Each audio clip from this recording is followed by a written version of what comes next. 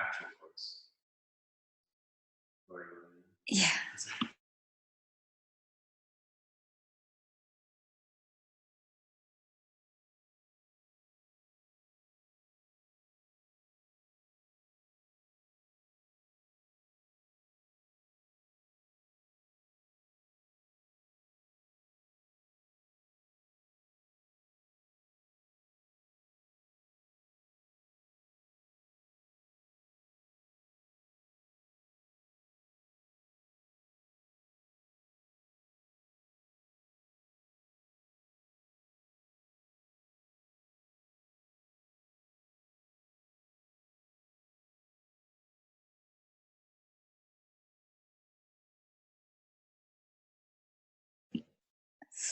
Okay.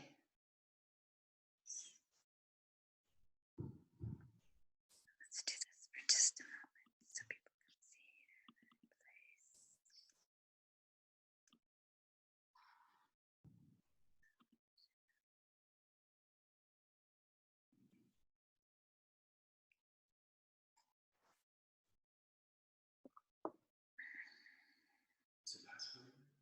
the place. Lojong, capital L.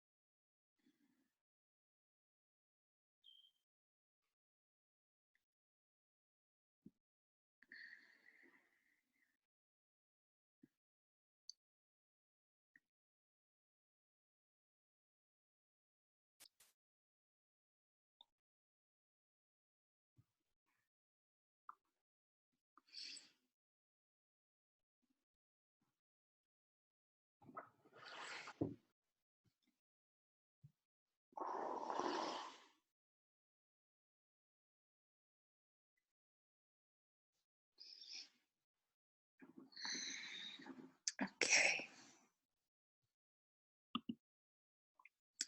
All right. Hello, everyone. Welcome back.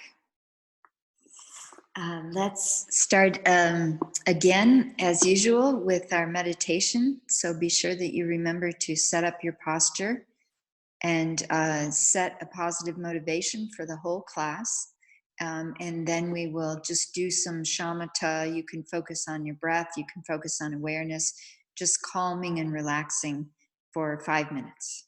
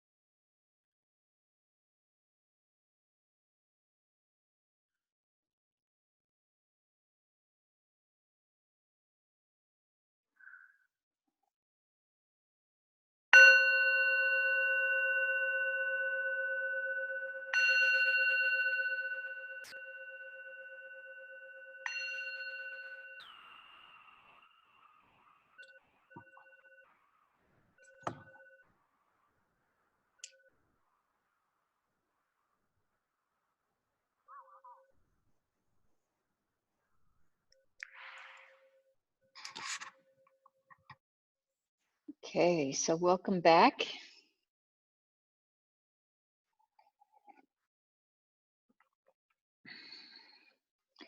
So let's start with a little bit of review. So yesterday we talked about the spread of Buddhism after the Buddha passed away to different parts of Southeast Asia and China, so forth. It actually did go into Russia, Afghanistan, lots of countries. It spread a lot in the after the time of the Buddha. And we talked about that in particular, the tradition that spread to Sri Lanka, Southeast Asia area was written down in a dialect similar to what the Buddha actually spoke, the Pali language. And that the tradition that spread north into Nepal, Bhutan, China, Tibet, Afghanistan was actually written down in the Sanskrit language. So when we talk about the Tibetan tradition that I'm teaching from, we often call it the Sanskrit tradition. We also talked about the fact that there were these huge monastic universities that existed in northern India up until around the 11th century, and that the spread of Buddhism from India to Tibet involved scholars who would go from India to Tibet to teach and bring the teachings. And of course, there were Tibetans too that would travel to India to study and bring it back. And then we talked a little bit about the translations that happened, that the Tibetan language was actually developed in order to translate the Sanskrit into Tibetan. So there was an oral language that was present in Tibet, but there was not a very formalized written language. And so the written language of Tibet was developed based on the Dharma, and they would invent many Tibetan terms that were closely paralleled to Sanskrit terms. And so you find now that the translations from Sanskrit to Tibetan are very, very accurate, even when they do, even when texts are lost in Sanskrit and are only present in Chinese. When they compare them, they find that that the translations were very, very accurate, and translators were considered very prestigious. It was a very honorable trade to be a translator from Sanskrit into Tibetan. So then we heard about a man named Lama Tsongkhapa, who's this monk who is sitting up here behind me, who was the founder of the Gelug school of Tibetan Buddhism, which is my lineage, what I was trained in.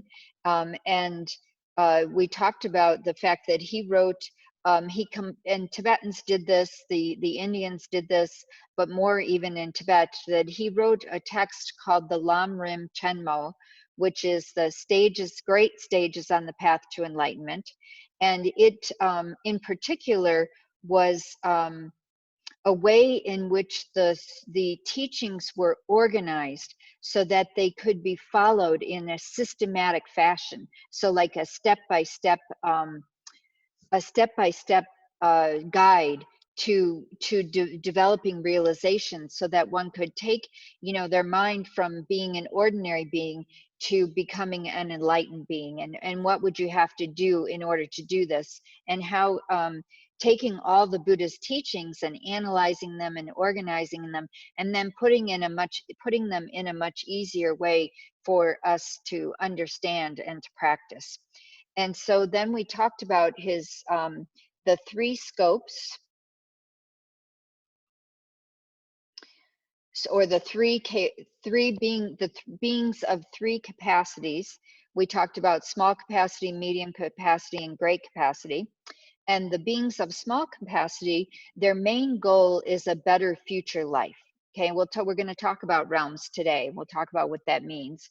And the beings of medium capacity were wishing for liberation completely from samsara. And then beings of great capacity were looking for enlightenment for the benefit of all beings. So we made a distinction between liberation or nirvana and enlightenment. Liberation from samsara or nirvana is more about getting oneself free from suffering, getting oneself out of the cycle of birth, aging, sickness, and death over and over and over, out of our control. And enlightenment takes that liberation and goes further. It allows, it makes the goal full enlightenment, meaning this omniscience, so that we can benefit beings even more. Okay, because liberation is, you know, someone who is seeking liberation is not necessarily focusing, they do have lots of compassion and loving kindness, and it's not that they don't want sentient beings not to suffer. It's that there is not this belief that they have the ability to go this further step, because going from liberation to enlightenment is takes a lot of courage, and it takes a lot of strength, and it takes a lot of time and a lot of work to develop the capacity to remove this cognitive obscuration that would allow one to become fully enlightened. Yeah, so that's the difference between those two. Now, the goal, the aspirations we talk about are renunciation for the small capacity and emptiness for the medium capacity. And I've actually added renunciation to the medium capacity because someone gave me some feedback that renunciation is more clearly defined as of wishing to be free from samsara. That that renunciation doesn't belong in the person of small capacity, because they don't have that wish for liberation yet. However, I think that renunciation does fit within the small capacity, because according to Lama Yeshe, this renunciation is also about these four things that we're going to talk about in a second. If someone could stop writing on my screen, I would appreciate that. Thank you. So renunciation being about also about creating space in your life for something that is beyond this life only. So not simply working only for worldly things, like the meditation that we did last night, when we looked at how we look for happiness in things like, you know, jobs and objects and relationships and food, and, you know, the different things that don't bring us lasting happiness. So I see renunciation also as about creating space in our lives to pursue a happiness that is not necessarily dependent on external sense pleasures. Okay. So the four thoughts that turn the mind, I just want to review this as well. These are the meditations that we do in order to motivate us, in order to encourage us to create time and space in our lives for lasting happiness.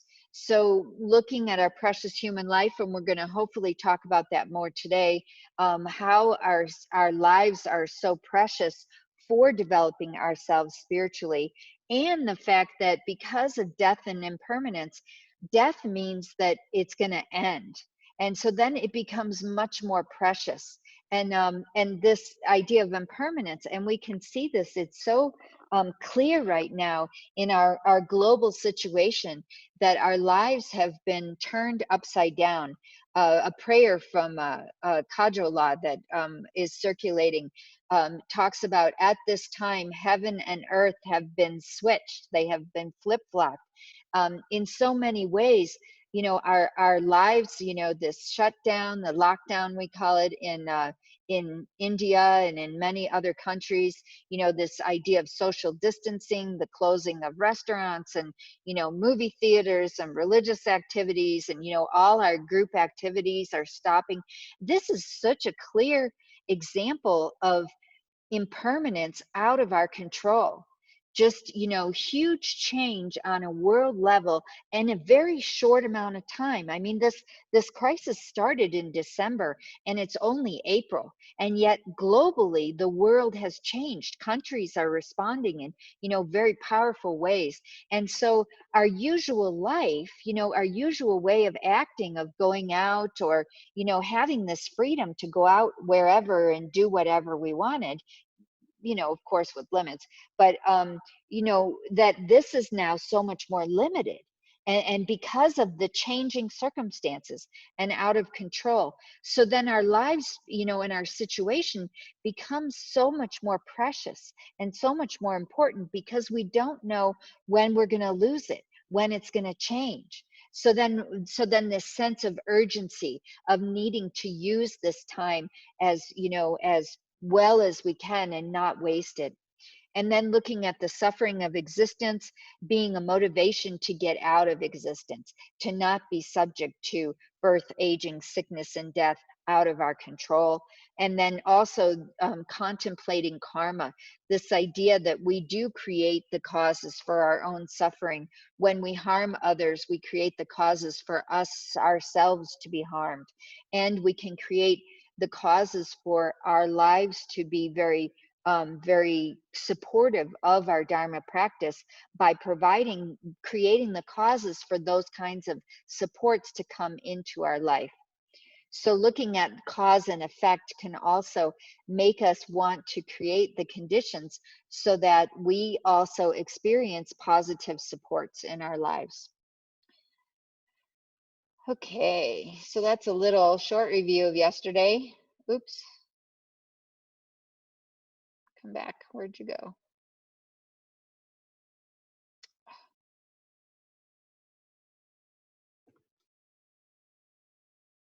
Okay.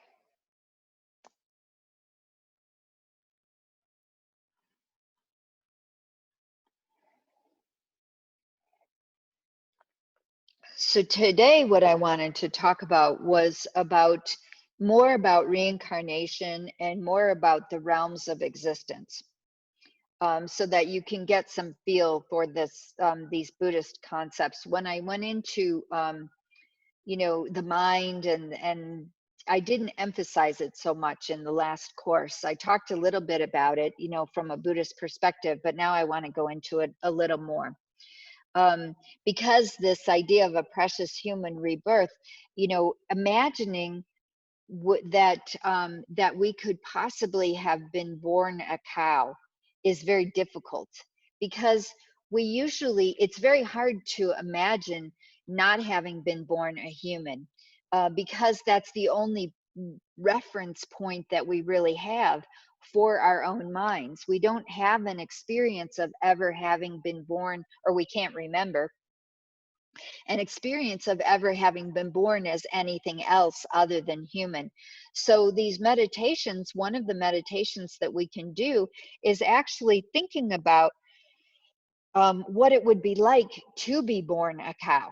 Like if we were born a cow and we were owned by someone, we would have a very limited life, as far as being tied up, only being given food when they had food to give us, having to deal with flies, and, standing around in our own poop, and, like having our babies, when we had babies, having them taken away, never seeing them again, not knowing where they went. All these experiences that a cow would actually experience, and starting to get a sense of how limited that life is, and how we would, compared to our current life, we really wouldn't want to be born that way. And so we talk about the animal realm, because the animal realm is the easiest for us to relate to, because we can see it. Okay, so the Buddha did talk about the different realms. He talked about his past lives when he was born in the different realms, but he didn't talk much about the proofs for them. He didn't talk logically about how they exist, because he was talking to an audience that already agreed that already, said that other realms exist. It was part of the culture. It was part of their belief system. Then they didn't necessarily question it. Now, nowadays, we come, many of us who are coming to Buddhism, unless you were brought up like in an Indian culture where reincarnation in other realms are already an accepted part of your culture, and of course, other Asian cultures, it may not be as hard to accept.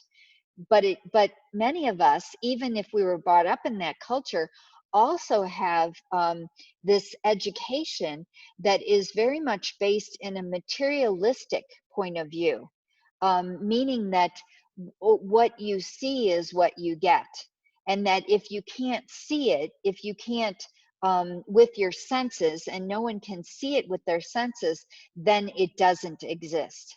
So this idea that other realms other than the human realm and the animal realm don't exist because we don't have any evidence for them.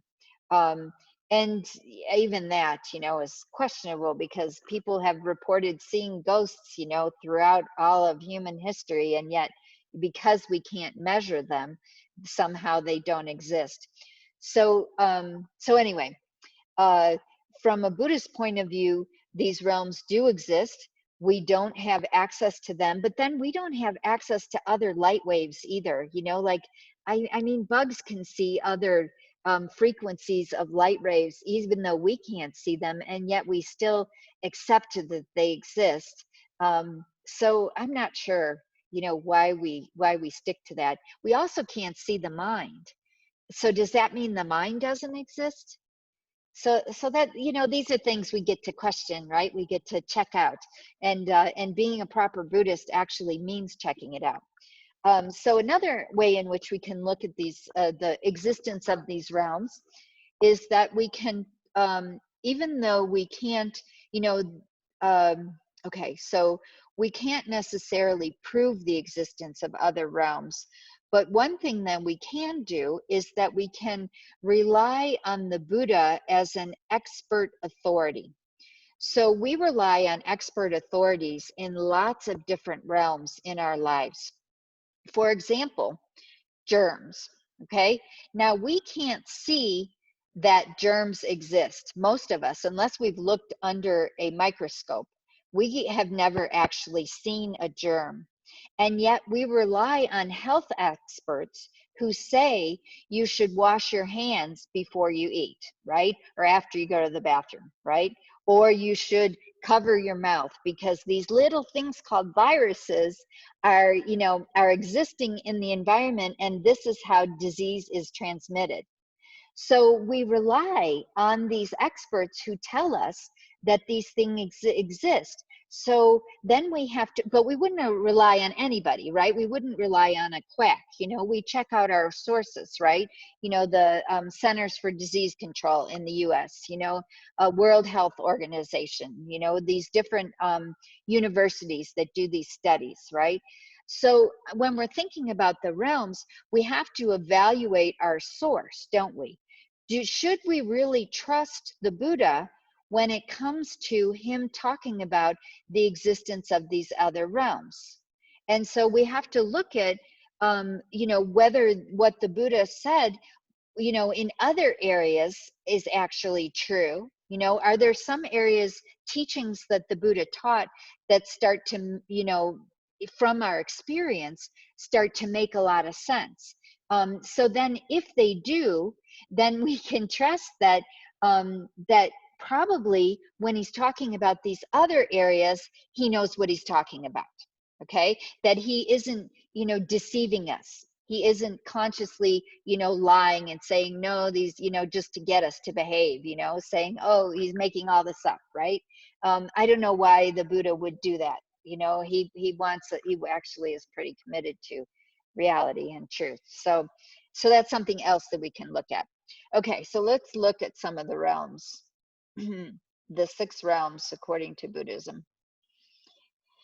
So we have hell beings who are in particular, they have their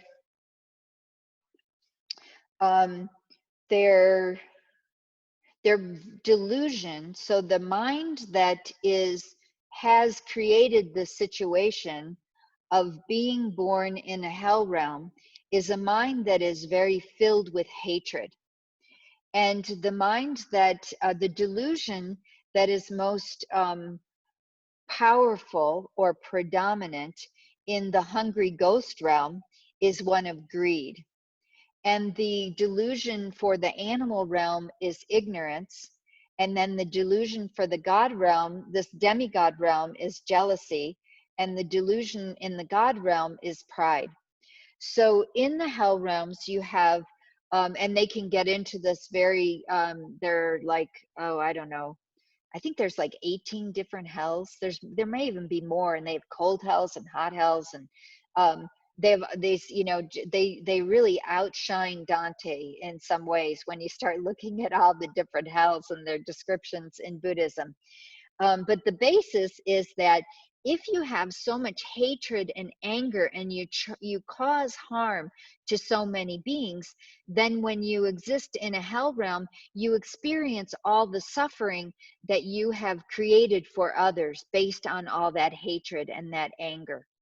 Then in the hungry ghost realm, you have the existence of beings who are never satisfied and never get what they want. And this is the result of this greed and miserliness of never being satisfied and only what you have keeping to yourself and never giving to others. And that creates the conditions to be born in a situation where you never get enough. And even if you get something, you are never satisfied and you can never enjoy it. And then in the animal realm, the stupidity and the ignorance, and I always think of couch potatoes for some reason, that if I consistently am a couch potato and I never, you know, challenge my mind, and I never try to learn anything and put the effort into learning anything, then I'm going to be reborn as a dog, actually, in someone's home, lying on a couch. Okay.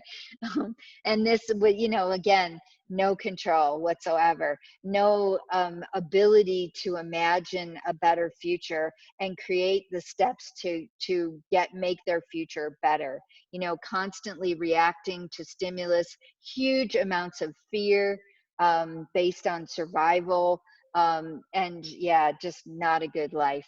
And then the demigods are filled with jealousy of the gods.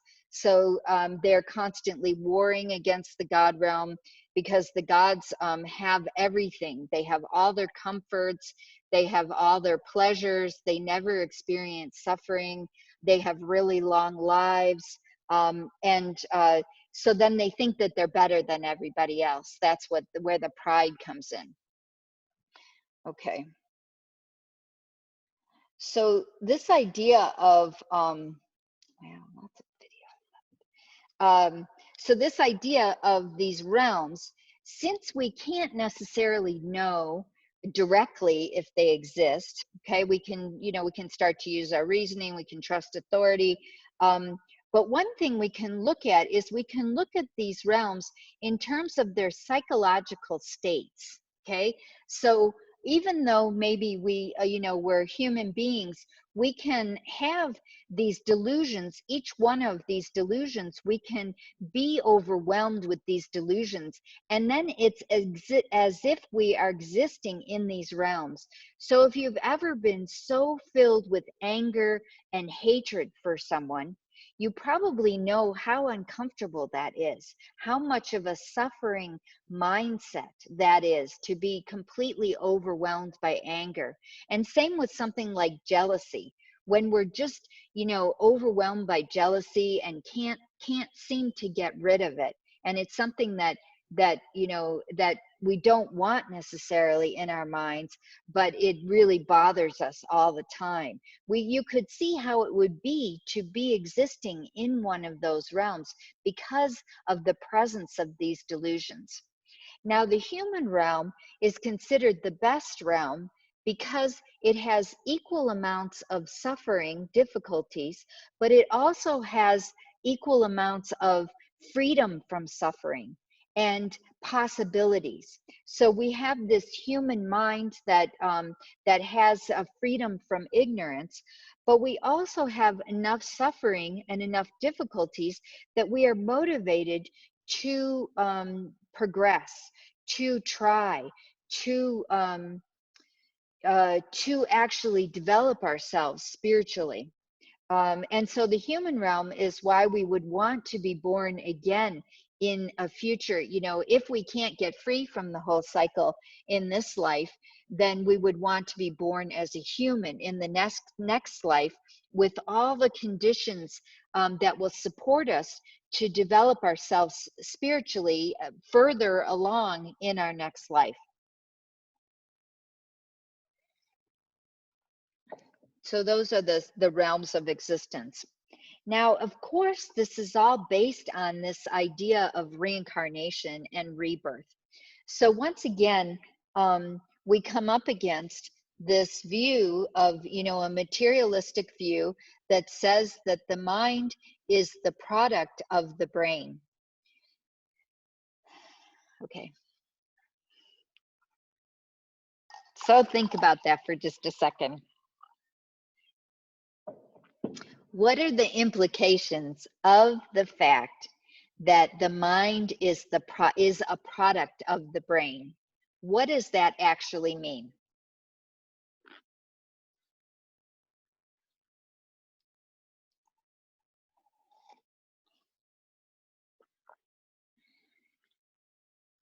And this is, I mean, really accepted in science. You won't, you know, hear about anyone talking about consciousness as somehow existing without a brain.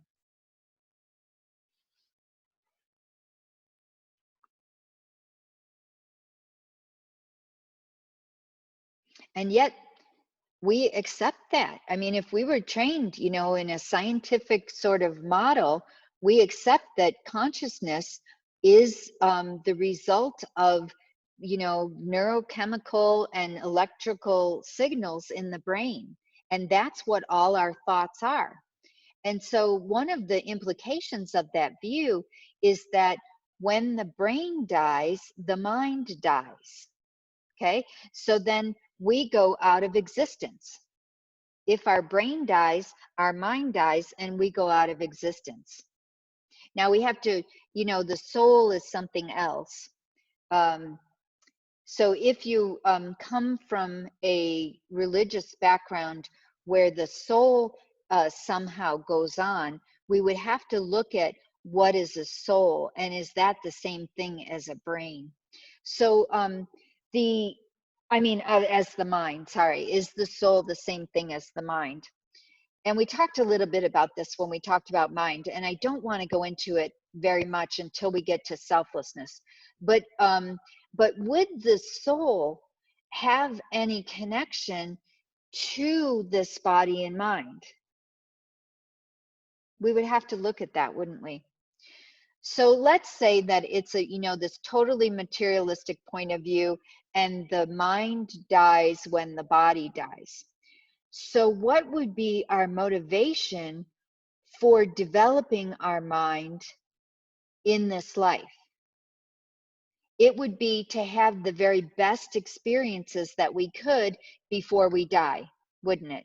You know, like gather as much money as we could, and, you know, party as much as we could, and, you know, just have, you know, the greatest experiences we could possibly have before we die. Not necessarily to develop our minds in any way, because it would all be based on the sense pleasures, wouldn't it? It would be about having the best possible sense pleasures that we could.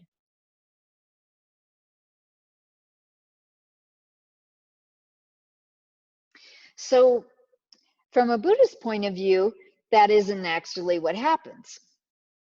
The body does die, but the mind goes on. And the influences that we create, the imprints that we create on our mind streams, actually travel to future lives. Not our personality, not this gross personality of, you know, who I am completely, right? It's not like you know, that there's a Drolma in a future life. but all the imprints, you know, all the causes that I've created, let's say to be a really good meditator, because I want to be a really good meditator. So I meditate a lot, and I create all the causes in my mind to meditate well. And then in my next life, I've created all the causes to be a good meditator. So in my next life, I actually have like a leg up, right? I have a little bit more of a potential to be able to develop the quality of being a good meditator sooner in my life, when the conditions come together for me to meet meditation very quickly, because I've meditated so much in this life. Very quickly in my next life, I'm going to be a better meditator.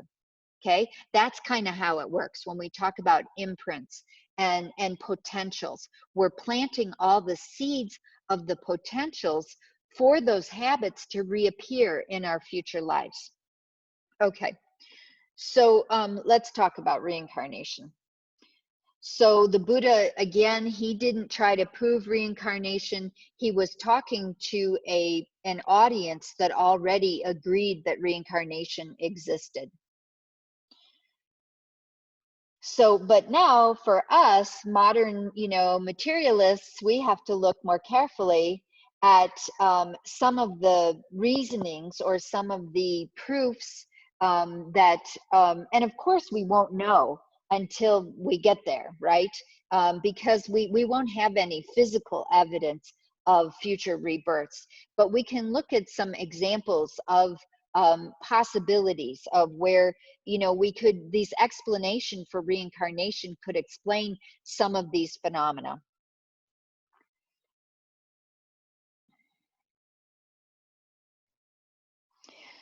So the first one, there was case studies.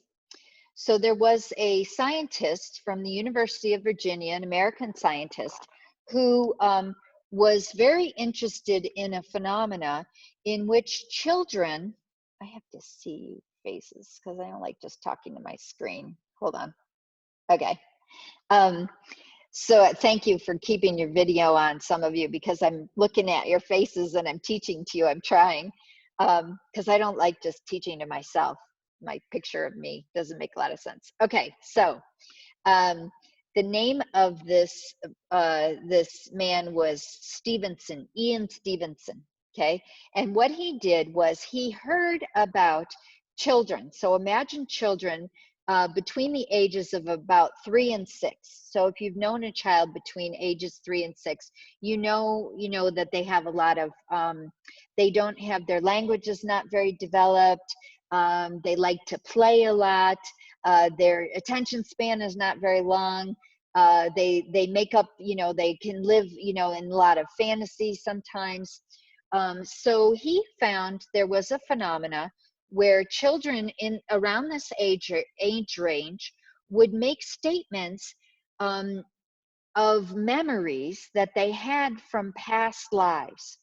So they would talk about when they were, you know, when they had a different mommy and daddy, their mommy and daddy were like this. And when they lived, you know, in the past, they lived, you know, in this particular village, and their parents did this. Or like, there was one little girl who, when her mom was giving her bath, made a statement of, oh, when you were a little girl, I used to give you a bath. Okay, so remembering when she was her mother's mother or her own grandmother when she was alive in a past life. So what Ian Stevenson did was he would hear about these different reports of children making these statements, and he would investigate them scientifically. So he would go out and he would interview all the people who heard these statements, write down what the statements were, and then try to investigate if it was possible to prove that the statements that these children made were actually true. And he and his team have investigated over 2,500 different cases from all over the world. And it isn't just in societies where reincarnation is already accepted. It's also would appear in other societies where, like American and English and other European countries, where their children would start making these statements. And sometimes it was even a little bit disturbing, because these children would want their old parents, and want to be with their old mom. And then they had to, sometimes they investigated them and they found the old moms, and the moms had lost a child based on these children's reports, and that they were true, and there would be conflict about it. So there's a really good book that summarizes this, because if you read Ian Stevenson's book, it can be kind of dry because it's all these interviews. But the book is called Life Before Life. And it was written by an assistant of Ian Stevenson's named Jim Tucker. And he kind of outlines some of the highlights of their research, because they not only researched some of these stories that the children would tell, he also examines, what other possible explanations could it be other than past lives? Did the children hear of these things from someone else and they're just repeating it? Is it some kind of a psychic phenomena? What are some of these explanations? So it's a really good book if you're examining, is this possible, and is this actual proof for the existence of past and future lives? Because how, these children are reporting it, but why would they somehow have experienced past lives but we didn't? How are they different in some way? They have past lives but we don't. Doesn't really make a lot of sense, because they have similar minds. But sometimes people say, oh, well, I don't remember a past life. I don't remember any past lives. So how can you say they exist?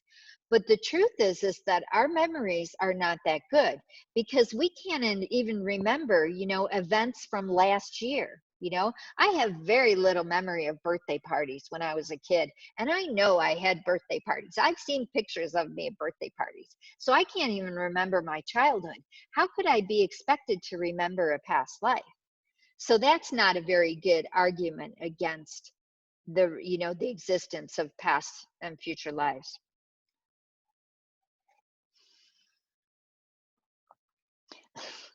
I just can talk. Okay, so let me keep going on this. All right, so let's talk about the reasoning from cause and effect. I'll run through these a little bit more quickly than I did the first one, so we can get through them. Okay, so the reasoning from cause and effect. So although the Buddha didn't talk about the logical proofs for the existence of past and future lives, there were Indian scholars who would debate this, in particular with non-Buddhist people who were saying, no such thing, it's not possible. The mind ends with death. And so one particular logician wrote a book called the Pramanavartaka. His name was Dharmakirti, and he was an amazing Indian scholar. And in the second chapter of the Pramanavartaka, he discusses many of the logical proofs for the existence of past and future lives. And I'm going to give you one, because I don't understand all of them, and I've done a little bit of study, but not very deeply. So one of them has to do with what we talked about when we were talking about the presence of cause and effect. So when we look at cause and effect in terms of the physical world, and we talk about the fact that like causes like. So the sense that that a watermelon seed is the cause for a watermelon plant, and that you can't have an apple seed be the cause of a watermelon plant, because they are not the same. They are dissimilar. Okay, so that's that. You see this in the natural world, that a like cause has to be of the like in order to have a similar effect. Okay, so how this applies to body and mind is, or brain and mind, is when we talk about the source or the cause of a brain is the body, right? Is the growth of the body. And where do our bodies come from? They come from an egg and sperm from our mother and father. They develop in an embryo, right? They get nurtured, all these conditions, but the main cause of a brain is a physical cause of our parents coming together, the cells that come together that then grow in our mother's womb, right? That's the cause of our brain. Now, that is a physical cause, and that cannot be the cause of the mind, because the mind is a non-physical thing. Okay, it is different in its nature. Okay, so then what is the cause of the mind? So when we talked about the mind in the last course, we talked about the fact that the mind is a continuum. Okay, that a previous moment of mind causes future moments of mind. And when we did that meditation, we tracked back some of the aspects of experiences of our mind and where they existed, you know, how those experiences contributed or were causes of the effect of our mind of this present day. So we can talk about this like in terms of learning. So let's say we talk about numbers. So when we're little kids and we're first learning to count, we have a very concrete image of numbers. So we count on our fingers, and we say, okay, 3 fingers means the number 3, right? This symbol 3 means 3 fingers, okay? So that's the first experiences that we have of numbers. And then based on those experiences, we start to learn things like about decimals and fractions. We learn that you can divide numbers and you can add them together. And then we start seeing how numbers and equations reflect reality, like in physics and geometry, in trigonometry, in calculus. And we start, we learn about equations that reflect the physical reality. Okay, so now my mind that is studying calculus has a very different experience of numbers than it did when I was a little kid and I was 5 years old. And yet they're connected, okay? They have a cause and effect relationship, because if I never learned about numbers in the first place in that way, I could not have the experience of calculus that I do now. Okay, so this previous moment of mind is a cause for the next moment of mind. So if we are saying that the body cannot cause the mind because it's a non-physical thing, then where did that first moment of mind at conception come from? It had to have come from a previous moment of mind in a previous life. And then we follow it, okay, so a previous life, last moment of mind in that previous life becomes the cause for the next moment of mind in this future life, the first moment of mind, which then we do this continuum through our life. And then the last moment of mind in our death becomes the cause for the first moment of mind in our next life, or in what we call an intermediate state. So the brain dies and the mind continues. Okay, so this becomes the proof that the like causes like. Okay, so that's the reasoning from cause and effect. Now we can also talk about such things as near-death experiences, where some people have the experience that after the body has stopped functioning and the brain is no longer functioning, that they still have mental experiences. And then when they're brought back, they report the mental experiences that they had that could not possibly have happened if their brains were not functioning. There's a book called Proof of Heaven, who talks about this. The author is Eben Alexander, and he talks about the fact that he was a neurosurgeon, so he was a brain surgeon, and he was definitely convinced that mind and consciousness were the product of the brain. And then he had a very serious illness, where his brain functions, it was a type of meningitis, and his brain functions shut down for about a week. And he, of course, was in a hospital. He was in a coma. They were doing tests on his brain function. And when he woke up, when he actually was healed from this disease and got his mental functions back, he actually remembered all these experiences that he had had while he was in the coma. And he in this book, he actually outlines all the ways in which his brain had shut down and were not functioning and able to produce these mental experiences, and yet he had the mental experiences. So he came out of this experience, completely switched his point of view and said, no, there is something else, that the mind can function without the brain, that it is possible to have mental consciousness experiences without the brain being functioning.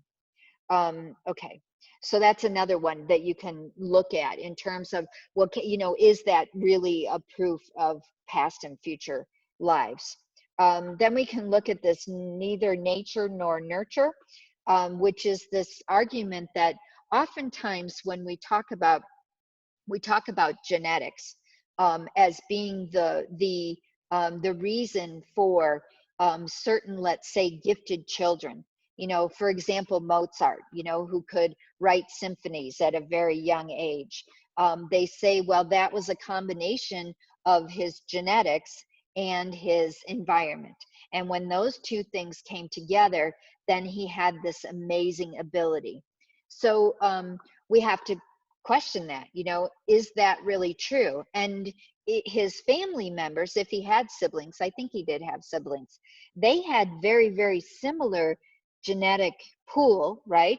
And they also had a very similar environment, and yet they couldn't do this amazing feat of being able to write symphonies. And we see this in gifted children, that some, you know, and we see this in personality traits, of course. You have children who come from similar genetic pool, similar environment, and yet they have very, very different personalities, okay? So, you know, is that really possible that you can explain that all on these physical causes? Okay, so there's another study that I want to talk about that was a very interesting longitudinal study. So over the course of many years, they studied Catholic nuns.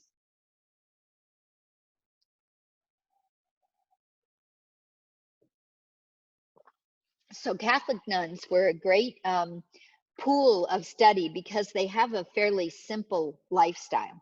So they can, most of them, so there's not a lot of complexity in their lives. So it was pretty easy to study them. They ate similar food, and they, you know, lived in, you know, communal, you know, very kind of simple, very calm kind of lifestyle.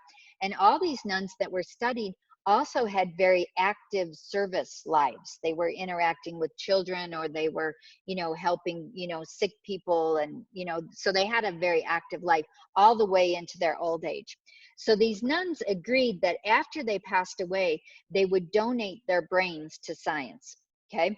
So what they did was they would give them cognitive tests, like on memory, you know, their thinking ability. They would give them these tests, and then after they passed away, they would dissect and look at their brains and compare their brains, okay?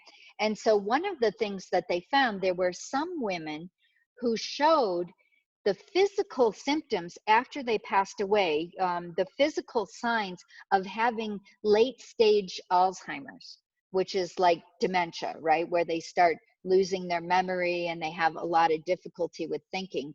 And yet their cognitive tests up until the time that they died did not show evidence of this same physical disease, okay?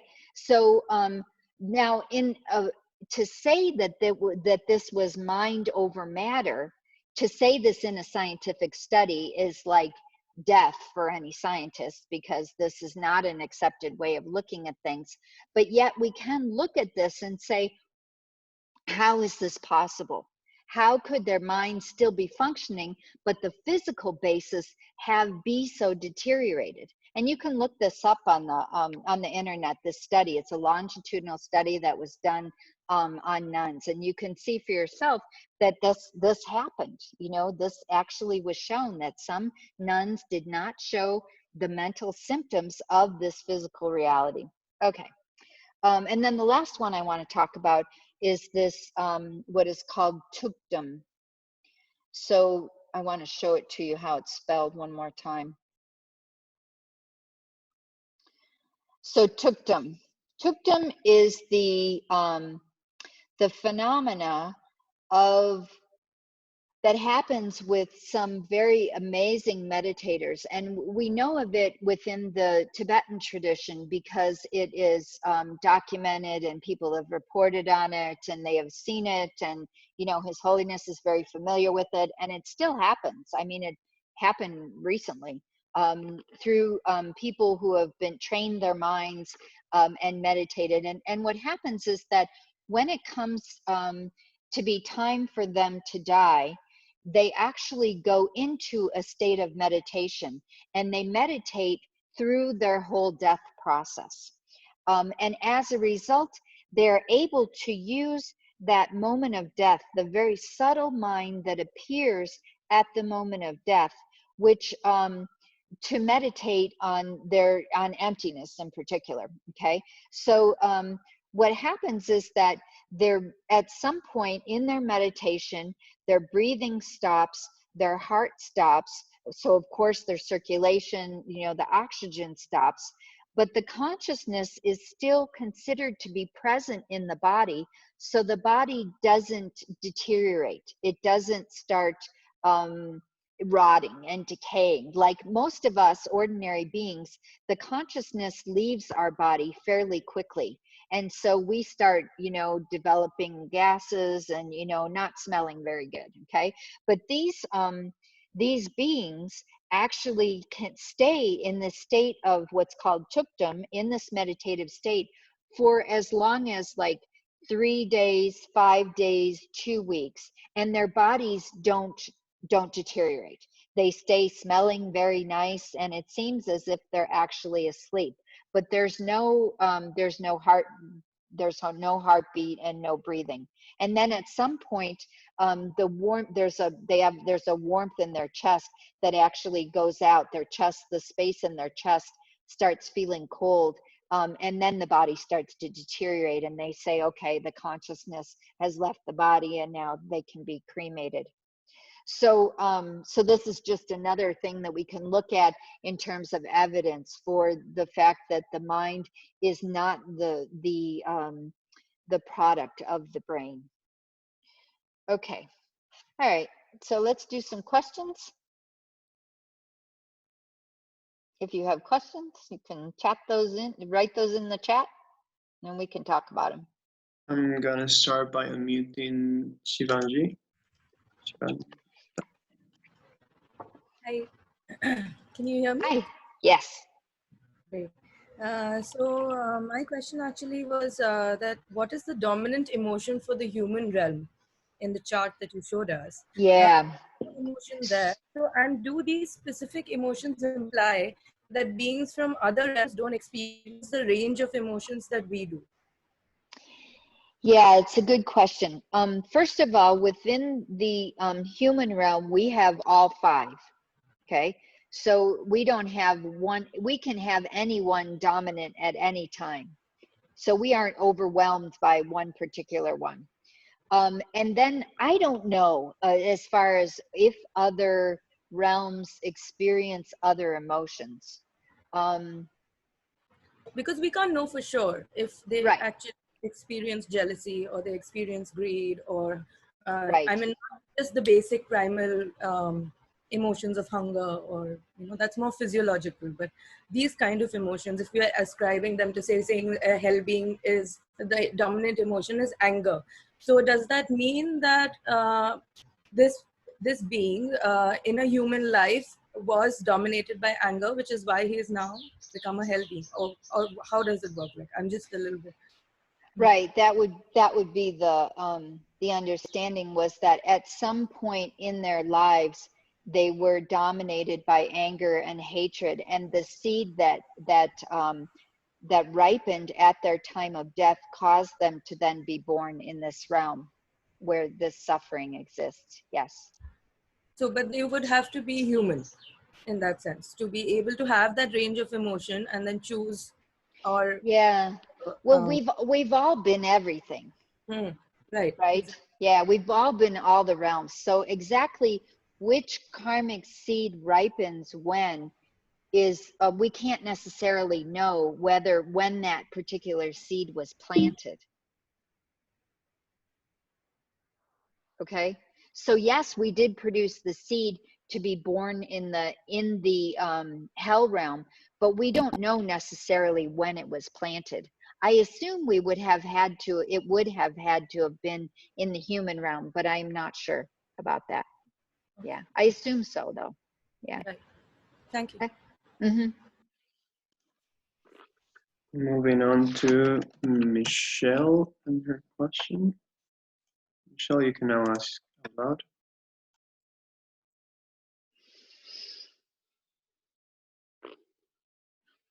Michelle? Okay, maybe she's not there.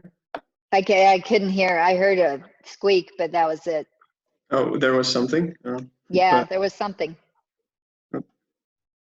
well, let's move on. I don't think she's there. Okay. I'll go to stream entry. You can ask a question. Oh, thank you very much for doing this, Venerable Drolma. I was wondering the difference between rebirth and reincarnation. I use the term interchangeably. So I mean the same thing by both. Okay. Because from what I had learned was that reincarnation would be more a Hindu philosophy where the soul continues, and rebirth was more just the karmic seeds that you had planted in the past lives.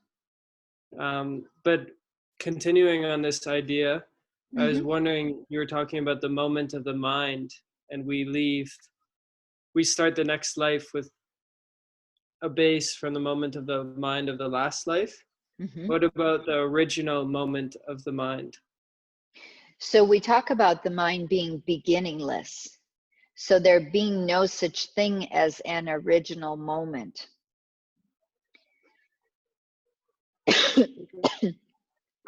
Yeah, that's a tough concept to imagine that being possible, because we're so used to thinking there had to have been a start. There had to have been a beginning, because in order for anything to exist, it had to have started somewhere. But the Buddhist answer to that is no, because if you had a first cause, it would not be able to produce anything. It would be static. It would be permanent. It could the only thing that could produce an effect would have to have been an effect of something else. Once again, because of this like causes like. So a first cause would not have been caused by anything. So how could it be a cause for anything else? It would be permanent. It could not change into anything else, because it didn't come from anything. It would be a separate, stuck kind of thing. So you got to look at that one. Test that reasoning. But that's the reasoning. Okay, thank you. Michelle's microphone is broken, so she asked me to read her question. It says, would personality be influenced by your past life? Yes, I think so. I think that that our habits, they talk about habits being very powerful karmic seeds. So personality traits are habits. If we're a very kind person or a gentle person, or a very angry person, or a very forceful person, or a very aggressive person. Those are personality traits, and those are habits of mind and behavior that we have practiced over and over in our lifetime. So then those become very powerful karmic seeds that can ripen again in a future life. So yes, I think our personality can influence and be influenced by our past personalities. Definitely. You want to do one more? Sure. Okay, I'll go to Ginger. You can now ask your question. Hello, thank you so much for doing this again. The continuation is wonderful. Great. My question is around can you hear me? Yes. Can you hear me? Yes. Okay. So my question is around the sort of the assumption that the human realm is better than the animal realm. I really love animals. I have a rather animistic and maybe even shamanistic view right now. So my question is around like the preciousness of the human life compared to animals, and whether the mental ability that is highlighted as being superior in humans is really truly superior when I can learn from animals who are so much more heart-centered. And I see more fear in humans than I do in animals. And I see that animals experience pain, but they don't get caught up in suffering. So as I'm like looking at this, I would rather be reincarnated as a wild free animal, or my pet, because I take really good care of my pet. But it kind of trying to understand how to, if this reasoning is flawed somewhere, or if it's detrimental to the Buddhist path. I'm just kind of curious what your thoughts are. Sure. So the reason why they say that the human realm is ideal is because, not only because of our intelligence, our ability to grow and develop our minds, but also this sense of, and I think, when one thing it was developed is that animals were either used as beasts of burden, or they were in the wild, and in the wild they were constantly afraid of being killed, and so that was, or they were killing out of control in order to eat. And so that's a funny assumption though, because if you watch humans, our fear is so much more constant. I'm a trauma therapist, so I'm working with people's anxiety that's ongoing, and animals have a way of getting over it really quickly. And then so I'm not, that's where I think where I get stuck. I'm like, I don't follow that part in my observation of animals. Okay, so you don't think you think that humans have more fear than animals? Yeah. That's what you're saying? Okay. Yeah. So the difference is that we can work with our fear. We can change our fear. Like your clients can overcome their trauma. They can imagine a life without fear, and animals can't do that. It's the abstract thinking thing is part of it.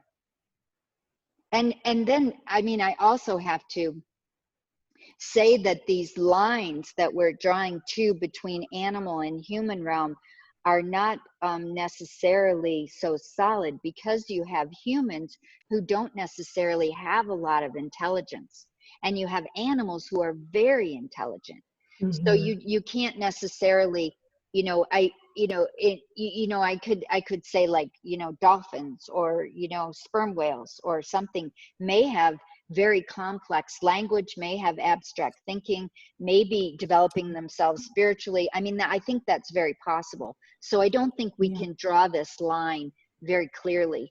It's more like in general when they're overwhelmed with ignorance and like that. So yeah. Okay.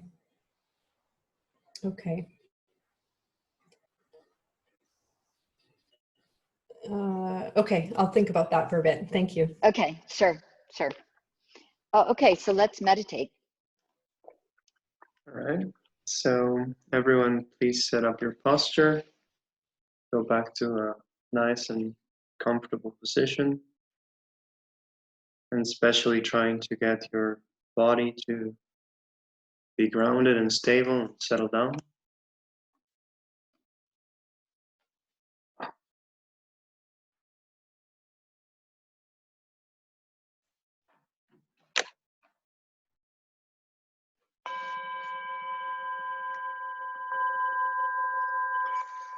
And allowing the bell to bring you first into the space of the body. Becoming aware of physical sensations, of the contact between your body and the surface that you're sitting on.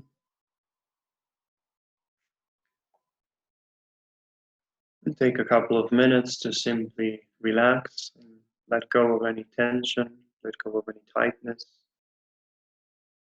And also releasing all worries and concerns, allowing the body and the mind to go back to a state of calmness and relaxation.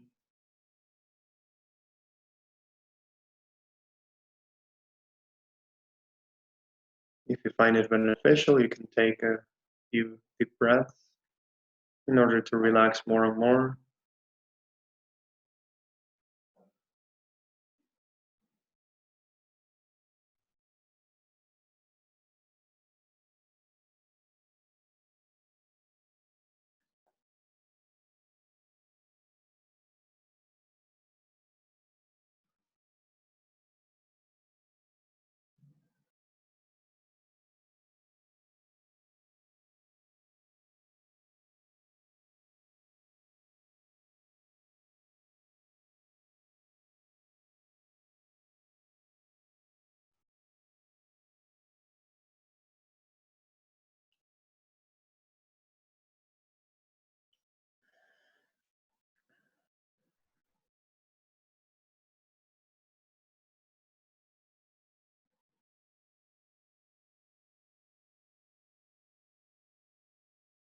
Now that body and mind have settled down, you can let go of observing the body, going away from the physical sensations into the space of the mind. Thoughts and mental images arise. And so to begin this meditation, we'll start by contemplating how the nature of the mind is clear and pure, and it has the potential to become enlightened, a state of complete purity, goodness, and perfection. And this is true for yourself and all other beings. You can give rise to the thought, for example, that the nature of every being's mind is clear, vast, and unlimited, like space. Acknowledging how our negative thoughts and emotions are not permanent. They are not fixed parts of the mind, but rather transient, like clouds that pass through the sky.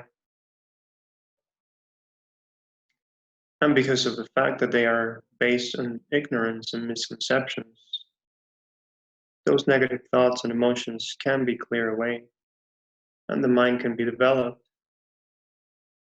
to its utmost potential.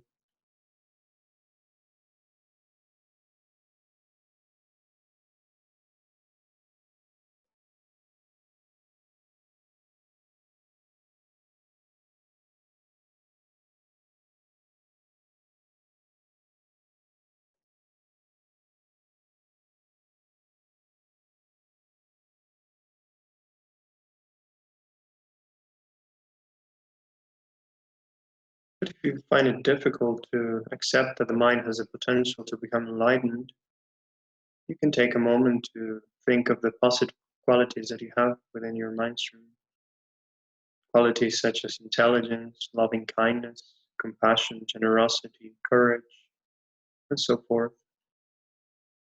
And remind yourself that this can be developed even further, that you can use your life to bring benefit to to yourself and others.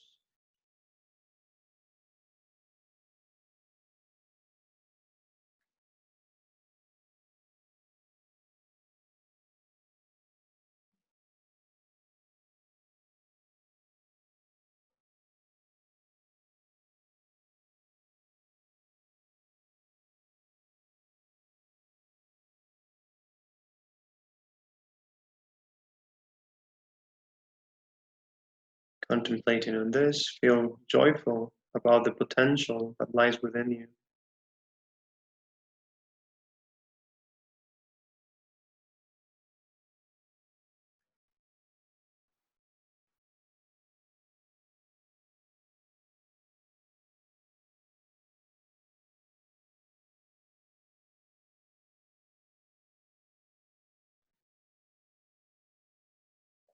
Even though all beings are full of potential, not all beings are in the most ideal situation in which they can recognize and actually develop this potential.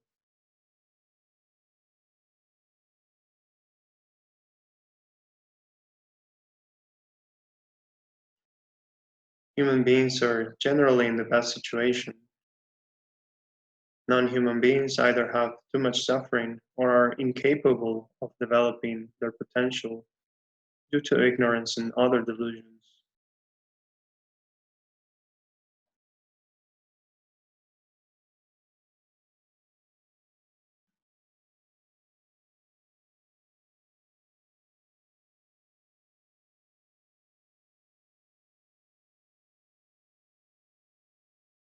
And you can think, for example, what it would be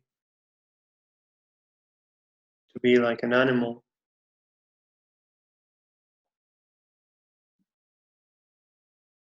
Thinking about the comforts and the benefits that you have right now. Acknowledging how animals in the wild, for example, have no one to care for them when they experience hunger, thirst, heat, cold, sickness, or injuries.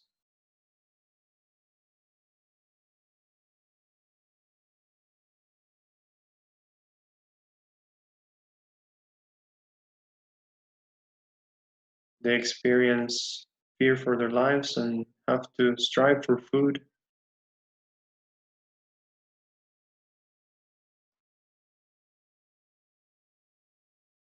Domestic animals are sometimes better off, but they lack freedom and they're often killed for meat, fur, and other products.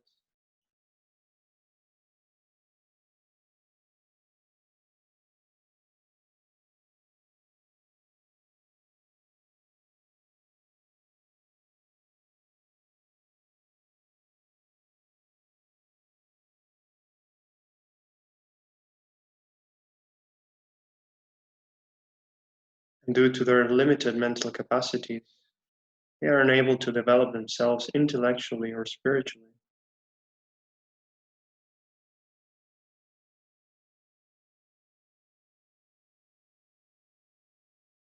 Contemplating on this, try to get a sense of how fortunate you are to have a human life.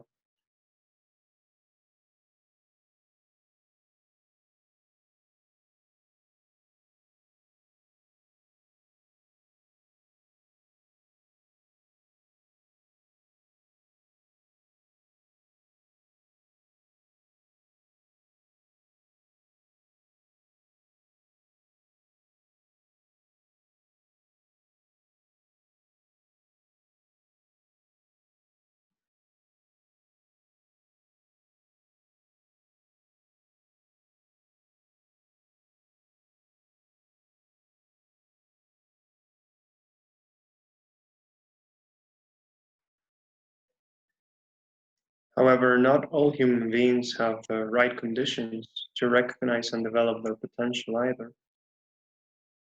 Imagine, for example, being a destitute beggar or living in a place where there's war. Most of your time and energy would be spent in trying to keep yourself and your family alive. You would have very little or no time at all to think about anything else, such as a spiritual practice.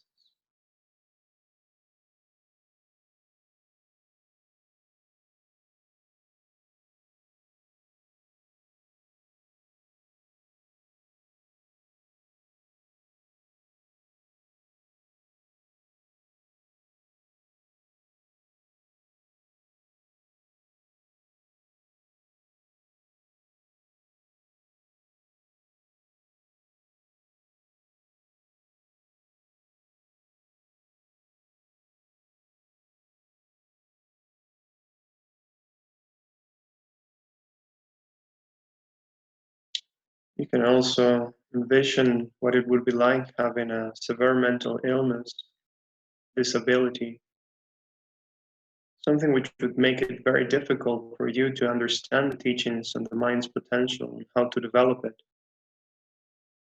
Or perhaps having a physical condition that costs you a great deal of pain, discomfort, and inconvenience, which then hinders your ability to learn and practice any spiritual teachings.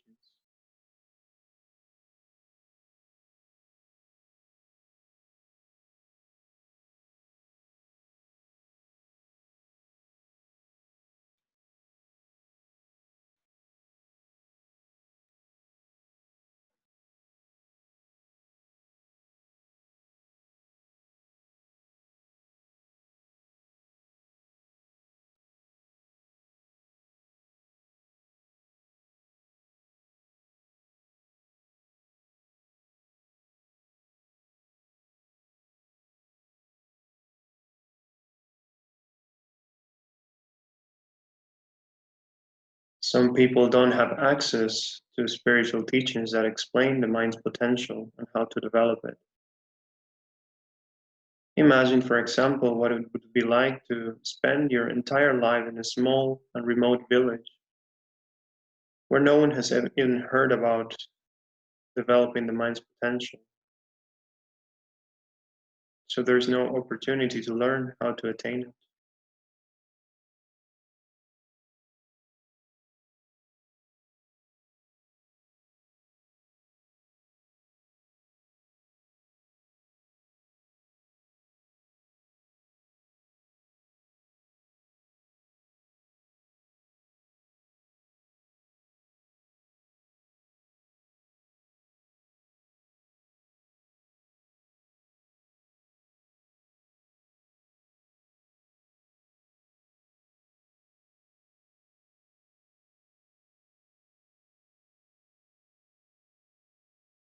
And other people may be aware of their potential and may have a sincere wish to practice, but they are prevented from doing so by others.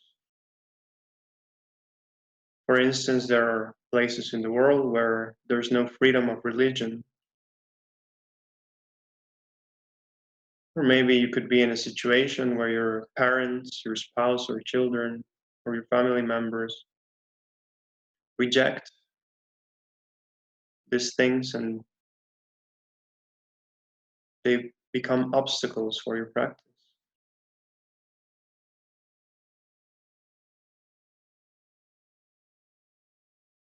Imagine yourself in such a situation and recognize how difficult it would be and appreciate the freedom that you have.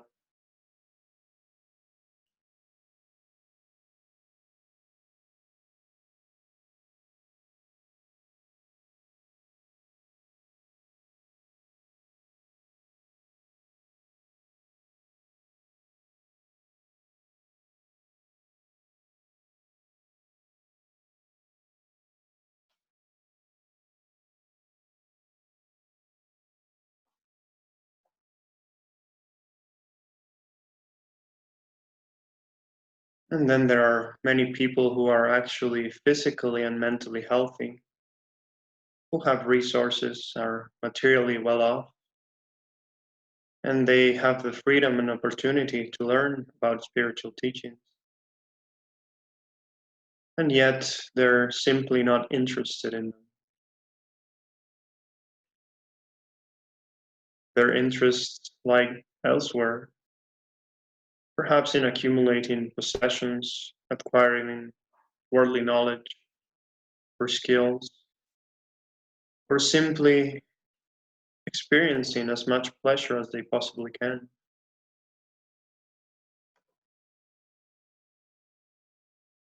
Never considering that all these things will be left behind when they die.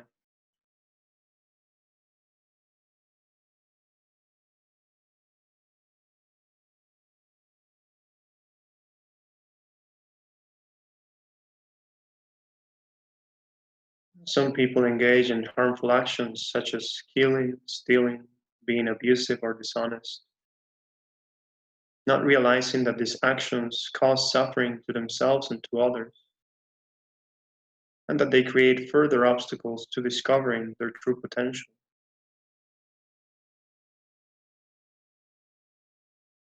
So recognize how fortunate you are to be interested in developing yourself and using your life in a meaningful and beneficial way for yourself and for others.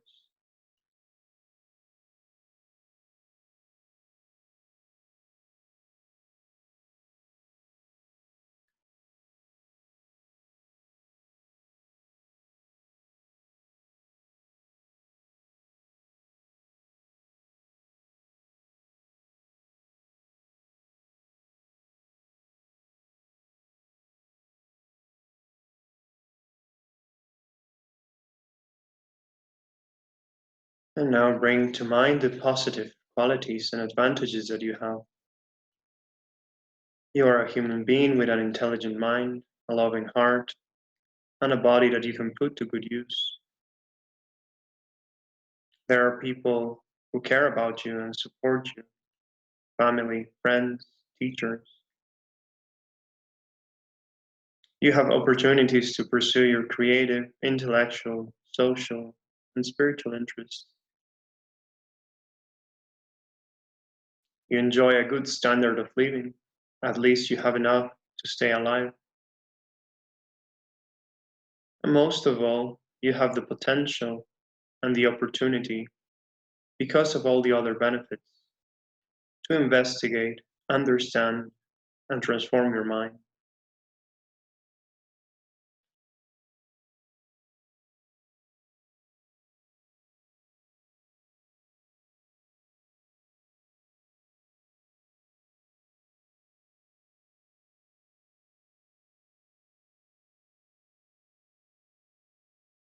Even if you don't have as much freedom, comfort as you would like, even if you have to live with some very difficult problems and challenges, no matter where you are and what conditions you live in, you can always work on your mind.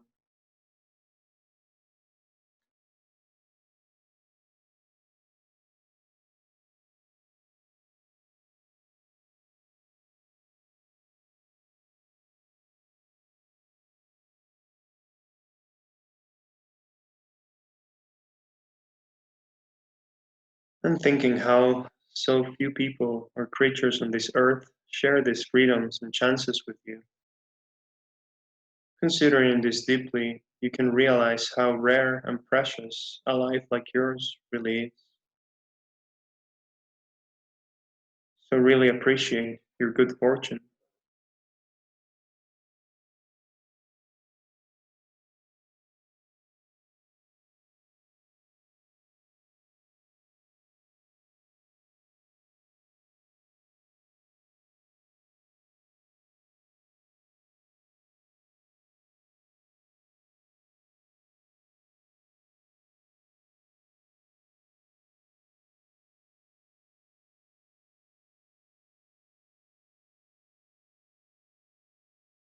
And from the Buddhist point of view, the most meaningful and beneficial thing that you can do with this life, both for yourself and others, is to develop yourself spiritually, overcoming the negative aspects of your mind and increasing the positive qualities that lie within, actualizing your potential for enlightenment.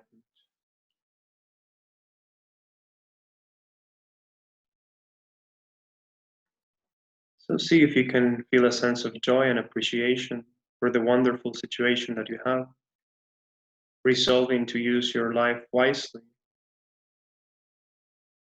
to develop yourself for the benefit of yourself and others.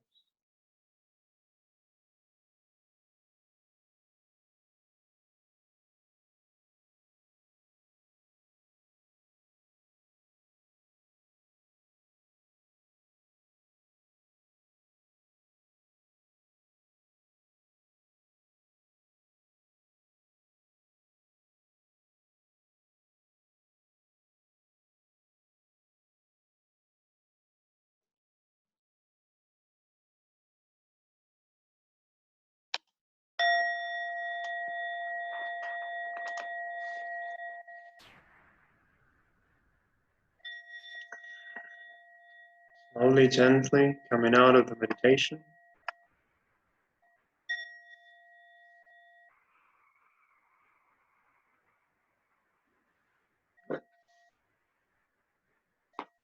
Now we take a moment to offer and dedicate any positive potential, any merit that we've created with this practice and this session.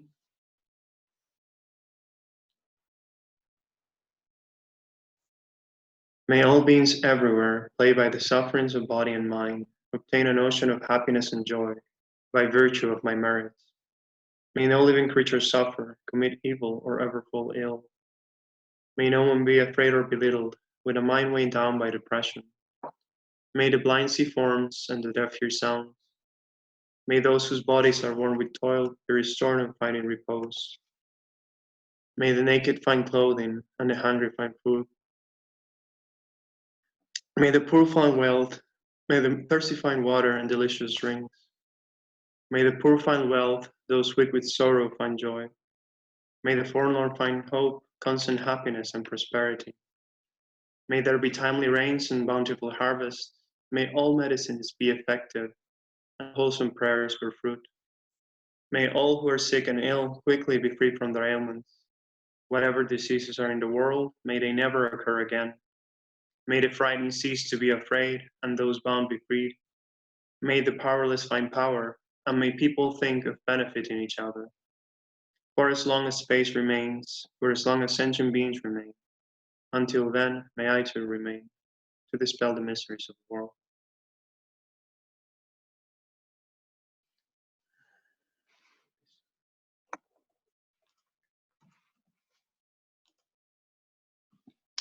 Okay, thank you very much, everyone, for coming, and we'll see you tomorrow.